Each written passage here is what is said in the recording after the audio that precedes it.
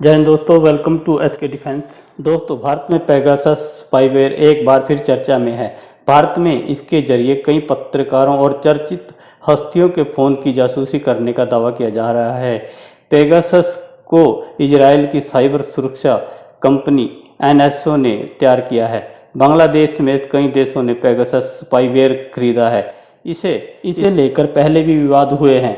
Mexico से लेकर Saudi अरब की सरकार तक पर इसके इस्तेमाल को लेकर सवाल उठाए जा चुके हैं।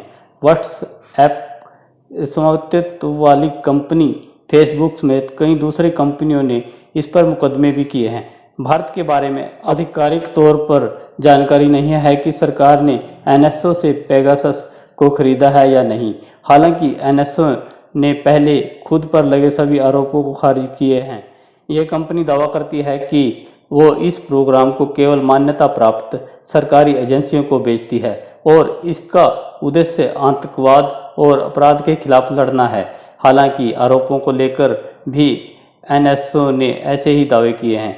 सरकारें भी जाहिर तौर पर बताती हैं कि इसे खरीदने के लिए उनका मकसद सुरक्षा और आतंकवाद पर रोक लगाना है, लेकिन कई सरकारों पर पेगासस के अनचाहे इस्तेमाल और दुरुपयोग के गंभीर आरोप भी लगे हैं। दोस्तों, पेगासस क्या है, इजराइल का यह स्पाईवेयर कैसे काम करता है, इसे जानने के लिए बने रहिए शुरू से अंत तक हमारे साथ। और अगर आप हमारे चैनल पर नए हैं तो चैनल को सब्सक्राइब करें प्लीज़ और बेल आइकन को दबाएं ताकि आने वाली वीडियो आपको टाइम पे मिल जाए। तो चलिए दोस्तों, शुरू करते हैं आज का। चलिए दोस्तों, जानते हैं कि स्पाईवेयर काम कैसे करता है।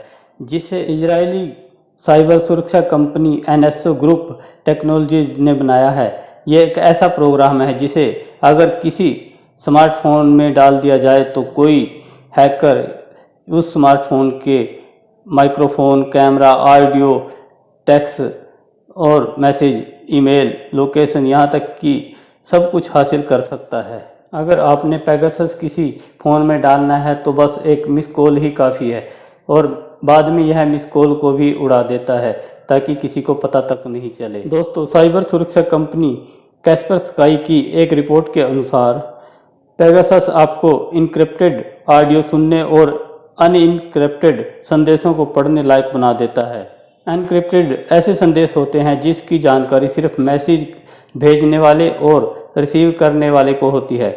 जिस कंपनी के प्लेटफॉर्म पर मैसेज भेजा जा रहा है वह भी उसको सुन या देख नहीं सकती। पेगासस के इस्तेमाल से हैक करने वाले को उस व्यक्ति के फ़ोन से जुड़ी सारी जानकारियां मिल सकती हैं। दोस्तों, आपने ये तो जान लिया कि यह काम कैसे करता है, लेकिन आपके दिमाग में यह सवाल उठता है कि पहली बार इसका नाम कैसे पता चला था। एक रिपोर्ट के अनुसार पेगासस से जुड़ी जानकारियां पहली बार साल 2016 में संयुक्त अरब अमीरात के मानव अधिकार कार्यकर्ता अहमद मंसूर की बदौलत मिली। उन्होंने कई एसएमएस प्राप्त किए हुए थे जो उनके मुताबिक संदिग्ध थे। उनका मानना था कि उसमें लिंक गलत मकसद से भेजे गए थे। उन्होंने अपने फ़ोन को टोरंटो विश्वविद्यालय के सिटीजन लैब के जानकारों को दिखाया। उन्होंने एक अन्य साइबर सुरक्षा फर्म लुकआउट से मदद ली। मंसूर का अंदाज़ा सही था। अगर उन्होंने उस लिंक पर क्लिक किया होता तो आईफोन मालवेयर से संक्रमित हो जाता। इस मेलवेयर को पेगासस नाम दिया गया। लुकआउट के शोधकर्ताओं ने इसे एंड पॉइंट पर सबसे जटिल मामला बताया और गौर करने वाली बात यह है कि आमतौर पर सुरक्षित माने जाने वाले एप्पल फ़ोन की सुरक्षा को ये प्रोग्राम भेजने में कामयाब हुआ। हालांकि एप्पल इससे निपटने के लिए अपडेट वर्जन लेकर आता रहता था। दोस्तों, 2017 में न्यूयॉर्क टाइम में छपी एक खबर के मुताबिक मैक्सिको की सरकार पर पेगासस की मदद से मोबाइल की जासूसी करने का आरोप लगाया गया। रिपोर्ट के मुताबिक इसका इस्तेमाल मैक्सिको में मानवाधिकार कार्यकर्ताओं, पत्रकारों और भ्रष्टाचार विरोधी कार्यकर्ताओं के खिलाफ किया जा रहा था।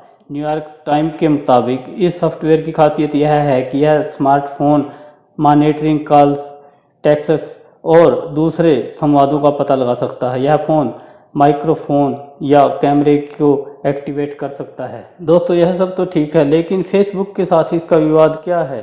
मई 2020 में आई एक रिपोर्ट में आरोप लगाया गया कि एनएसओ ग्रुप ने यूजर के फ़ोन में हैकिंग सॉफ्टवेयर डालने के लिए फेसबुक की तरह दिखने वाली वेबसाइट का प्रयोग किया। समाचार वेबसाइट मदरबोर्ड की एक जांच में दावा किया गया है कि एनएसओ ने प्रोग्राम हैकिंग टूल को फैलाने के लिए एक फेसबुक से मिलता जुलता डोमेन बनाया। वेबसाइट ने दावा किया कि इस काम के लिए अमेरिका में मौजूद सर्वरों का इस्तेमाल किया गया। बाद में फेसबुक ने बताया कि उन्होंने इस डोमेन पर अधिकार हासिल किया ताकि स्पाईवेयर को फैलने से रोका जा सके। हालांकि एनएसओ ने आरोप को इनकार करते हुए मनगढ़ंत करार दिया था। दोस्तों, ये तो समझ में आ गया है कि फेसबुक के साथ क्या विवाद था, लेकिन सऊदी अरब सरकार को बेचा सॉफ्टवेयर, यह क्या था? कंपनी पर सऊदी अरब को सॉफ्टवेयर देने का भी आरोप है, जिसका कथित तौर पर पत्रकार जमाल खशोगी की हत्या से पहले जासूसी करने का आरोप लगाया गया था। दोस्तों, अब आप कहेंगे कि सरकारें इजरायली कंपनी पर दोष लगाती हैं कि इतना सब करती है, तो कंपनी इसके बारे में क्या कहती है? एनएसओ कंपनी हमेशा से दावा करती रही है कि प्रोग्राम को केवल मान्यता प्राप्त सरकारी एजेंसियों को बेचती है। इसका उद्देश्य आतंकवाद और अपराध के खिलाफ लड़ना है।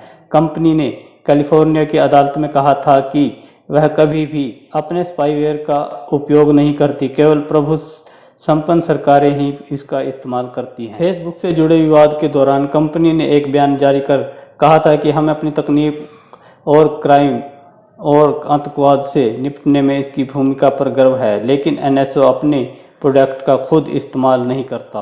दोस्तों, आपका क्या ख्याल है? क्या भारत ने भी इसका पूरी तरह इस्तेमाल करना चाहिए आतंकवाद के खिलाफ, या फिर इसको भारत में पूरी तरह से बंद कर देना चाहिए? Thank you for watching this video.